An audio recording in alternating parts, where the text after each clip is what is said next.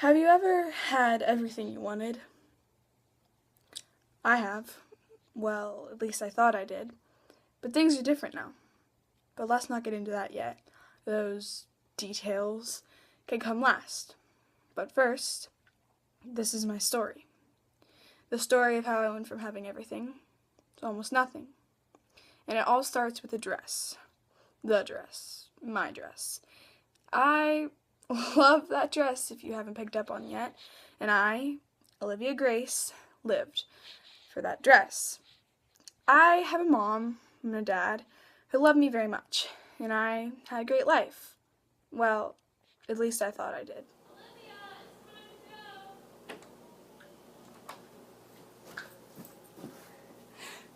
Sorry, Mother.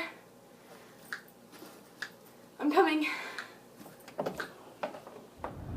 How was class today, honey? It was good. How was your day? Nice. Yeah, it was great. Yours was good too, Dad? Yes, it was a special day. It is a It's our special anniversary, day. you know? Yeah, I do know. We're going to dinner. Yeah? I'm so glad you can join us. I'm glad I could join you too. Sometimes it's hard to get away from school, but I had to be here. I know it's a long drive, honey, but this is really a special day for your mom and I, and we're glad you could be here. Thanks for appreciating. I remember that day. How nice they both looked. My mom in her long gray dress, and my dad in that black suit and that awful tie that he had. Everything seemed perfect. We had a great dinner. It was my parents' 20th anniversary. It was a wonderful night. We were celebrating. We had normal conversations about how school was going. My mom still seemed fidgety as she usually did. She wanted to be close with me. She always did. But she was so busy. She was always so busy. And my dad, too. He had work and all this stuff going on. He was so into his work. On our ride home, it was like we were a normal family again, and we had conversations. It was great. Till we pulled into the driveway, and we saw what used to be our house in flames. My dad ran over to talk to the firemen. When the firemen told my dad that our house was going to be gone, he ran. He got into the car, we drove away. My father always had a plan, but not today. We slept in the car. I couldn't fall asleep. It was so hard to fall asleep knowing what was going to happen. And the worst part, well, not the worst part because there are much worse things that could have happened, I guess, but something really bad is that my dad, with his work, was so weird and into it that he insisted to keep all the money from the company in our house in a box. So, with our house, also burned, was my dad's company. We had nowhere to go, nothing to do. We were lost, without hope.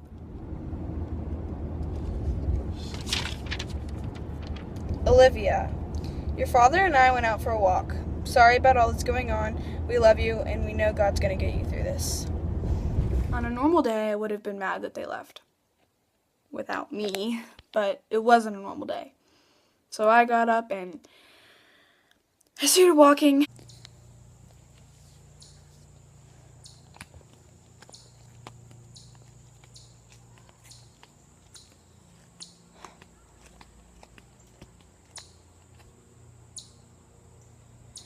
Free food. And I came across a shelter with food, and I usually don't rely on shelters, so I was a little nervous, but when I went in there, I expected to see these sad people, but they weren't. I was so surprised when I saw their smiles and how happy they were. But I don't know why I didn't sit with these people and get to know them, but I got my food and I walked to somewhere no one could see me, and I ate. And I was more ashamed of walking away from these people than being with them. And when I got up to leave, a boy about my age came up to me and started talking about how my shift wasn't over and I needed to stay. He was very friendly, but he was wrong. He thought I worked there because of my dress that I was wearing from the night before. And I wanted to tell him the truth, but I couldn't.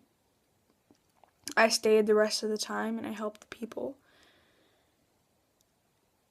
And then whenever I was about to leave, I'd gotten to know him in that time. We talked. He asked me if the next night I wanted to go with him to dinner. And again, without thinking, I said yes, because I was so happy to finally have a friend. Maybe even more. Finally have a friend. I don't even know his name. So I went and talked to him. I ran to the shelter, I walked in, I looked him in the eyes and said we weren't properly introduced. I reached out my hand and said, Olivia. He shook my hand, looked me in the eyes, and said, Thomas.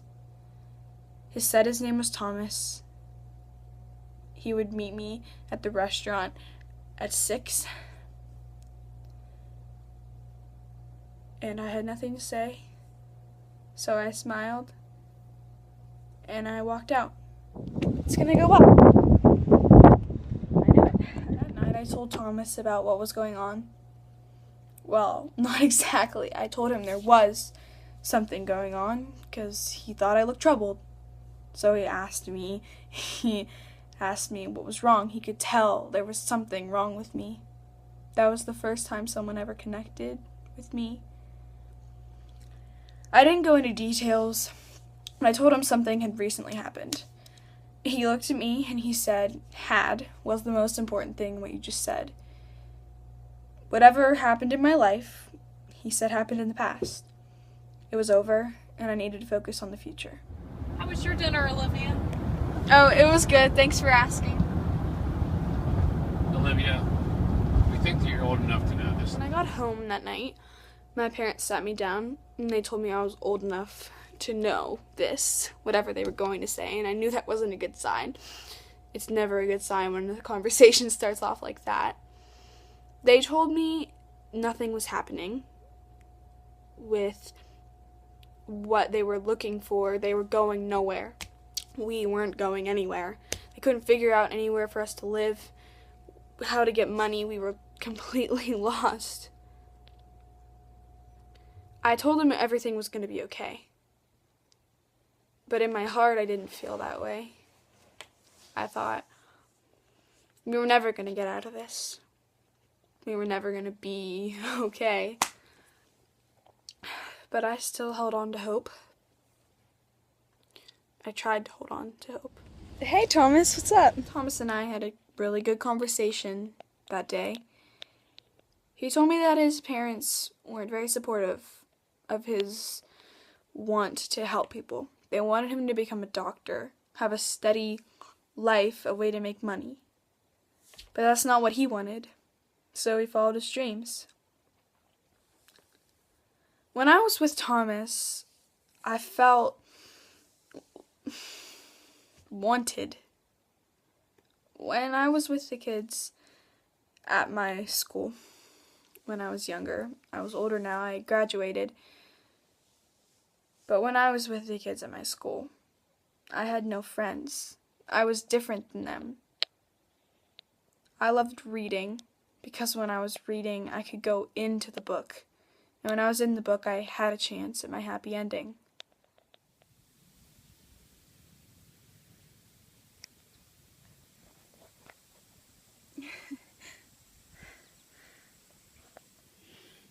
In those couple days, I got a stronger bond with my parents. We went through so much together. So that night, which I didn't know was my last night, I invited them to go to the shelter with me. They came. I introduced them to all the people there that I became friends with and Thomas. We had so much fun that night. I almost forgot I was even without a home, without hope. And then we left a couple hours later. And when we got back to the car, I heard footsteps. I didn't know who it was, but when I realized I had forgotten my wallet, even though I carried it around, I don't know why I carried it around because I didn't have any money in it. It was empty, just like me at the time. It was Thomas coming. He found my wallet. He wanted to return it.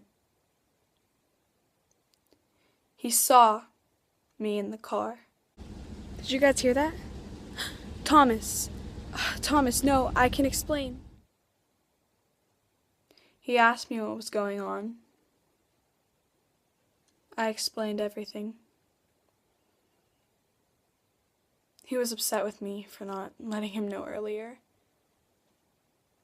But I told him I didn't want him to be mad at me or not want to be my friend.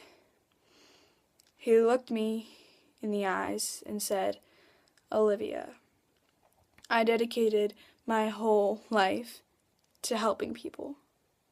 Why wouldn't I be able to help someone who I really, truly care about?" Thomas told us he had a home that his parents used to stay in until they moved. They still owned it. He let us move in to a house. He helped us so much.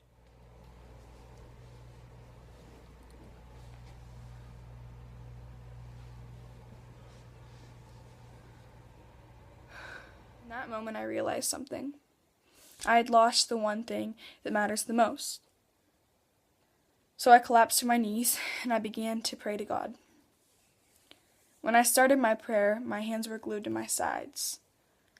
But as each breath, each syllable, each word brought me deeper into my prayer, my hands started to move closer together as if force was pulling them. By the end of my prayer, my hands had clung together, and I opened my eyes and I began to cry. I don't know if there were tears of joy or tears of sadness, but I do know one thing. I may have one dress and one messed up life, but I also have one God. And while the fabric on my dress fades, God will shine. And I will fall apart over and over again. But I know that God will always be there to put me back together. And Jesus is more important than any house, any dress, anyone, or anything. And that is one truth that will never burn down, and I will never lose. Hey guys, it's Rachel Ade. Thank you so much for watching One Dress. I hope you enjoyed it, and I can't wait to see you again. Bye!